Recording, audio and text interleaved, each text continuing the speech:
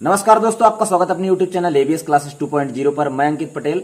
और जो डीएड का आज का जो मामला है उसमें बहुत सारे स्टूडेंट परेशान हैं, क्या हुआ क्या नहीं हुआ। छत्तीसगढ़ में जो आज छत्तीसगढ़ का जो मामला था वो सुनवाई हुआ सुप्रीम कोर्ट पर, और सुप्रीम कोर्ट पे क्या कैसा फैसला आया इस पर मैं पूरा का पूरा जानकारी आप लोग को देने वाला हूं, तो वीडियो में लास्ट तक जरूर बने रहें। एक और बड़ा डाउट है जो हमारे रमेश रॉयल सर ने पूरा क्लियर भी कर दिया है, लेकिन फिर भी मैं मध्य प्रदेश टीम की तरफ से आप लोग को इसके बारे में क्लियर बताने वाला हूं।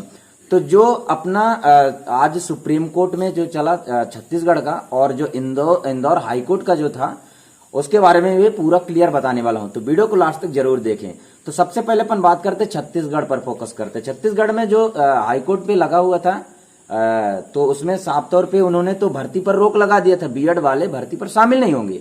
लेकिन इसके बाद जो ऑर्डर वहां पे जारी हुआ और इसके बाद बीएड वालों ने जाके सीधा सुप्रीम कोर्ट का शरण लिया। सुप्रीम कोर्ट में उन्होंने अपने बात रखी और सुप्रीम कोर्ट ने आज सुनवाई करते हुए उन्होंने कहा कि आप इस पर जो है उस भर्ती में इनको सम्मिलित किया जाए। बातों को ध्यान दीजिएगा, उन्होंने ये कहा कि सम्मिलित किया जाए। आप ऑर्डर एक बार पढ़ लेंगे तो भी आप लोग को इसका क्लियरेंस मैं बता रहा हूं कि उन्होंने कहा कि इनको भर्ती में या काउंसलिंग में आप सम्मिलित कर सकते हैं, ठीक है ना, सम्मिलित किया जाए।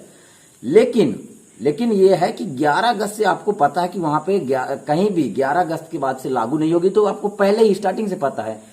लेकिन वहां पे ना तो नियुक्ति हुई है, पहली बात। दूसरी बात, जैसे मध्य प्रदेश में नियुक्ति हो चुकी है और यहाँ पे ऑलरेडी कोर्ट के अधीन है, भर्ती कोर्ट के अधीन है मध्य प्रदेश में, लेकिन वहां कोर्ट के अधीन भर्ती भी नहीं हुई है।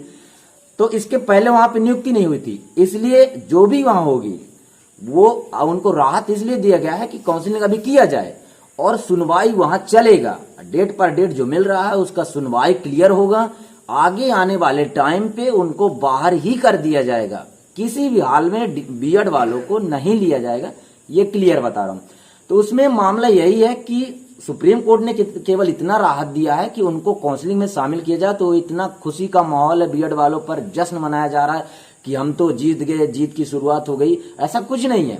बात यह है कि वहां पे अंतरिम जो ऑर्डर था वो कोर्ट के ऑर्डर, सुप्रीम कोर्ट का जैसे उसमें कहा, तो जो छत्तीसगढ़ का जो ऑर्डर था वो सुप्रीम कोर्ट के अध्याधीन नहीं था या कोर्ट के अध्याधीन नहीं था, क्योंकि वहां केस अभी हुआ था।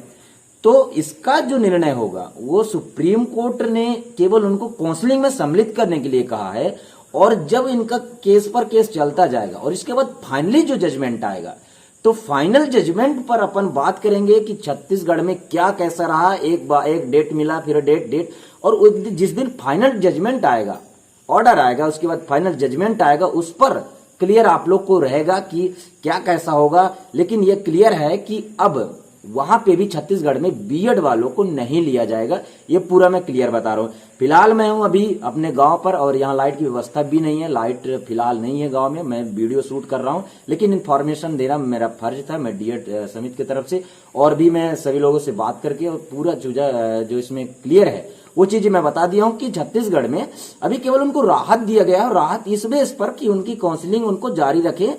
लेकिन जो आगे का जो होगा उस पर कंप्लीट रूप से अंतिम जो ऑर्डर आएगा, अंतिम जो जजमेंट आएगा वहां का, उस पर पूरा का पूरा क्लियर किया जाएगा क्या कैसा रहेगा। लेकिन वहां पे बीएड को सम्मिलित नहीं किया जाएगा।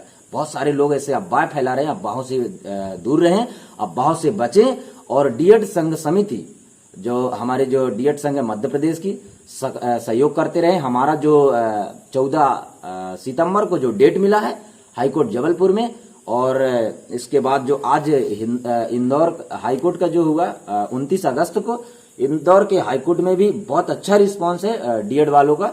उस पर कोई कुछ नहीं है, उसमें ज्यादा सुनवाई तो हुई नहीं है मामला, क्योंकि ऑलरेडी मेन जबलपुर पर चल रहा है, इसलिए उसको थोड़ा सा उस पर डेट बढ़ाया गया और 19 सितंबर को दिया गया है। तो यदि हमारा 14 सितंबर को फाइनल जजमेंट हो जाता है, फाइनल क्लियर आ जाता है, या कि 1-2 दिन के लिए रिजर्व भी हो जाएगा, क्योंकि 7 दिन तक का रिजर्व का हो सकता है, तो 19 के पहले यदि अपन आ जाएगा तो फिर अपन को जो 19 तारीख का है इंदौर हाईकोर्ट का, उसको कुछ करना नहीं पड़ेगा, अपन का क्लियर हो जाएगा, क्योंकि उसके अंडर पर कर दिया जाएगा।